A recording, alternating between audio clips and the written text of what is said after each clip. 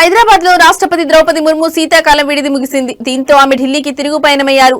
Hakimpet air force station లో Telangana governor Jishnu Dev Varma, CM Revanth Reddy, కేంద్ర మంత్రి కిషన్ రెడ్డి తదితరులు రాష్ట్రపతికి ఘనంగా వీడ్కోలు పలికారు. శీతాకాల విడిది కోసం డిసెంబర్ 17న హైదరాబాద్ వచ్చిన ఆమె బొల్లారంలోని రాష్ట్రపతి నిలయంలో బస చేశారు. ఈ పర్యటనలో భాగంగా పలు కార్యక్రమాల్లో ఆమె పాల్గొన్నారు.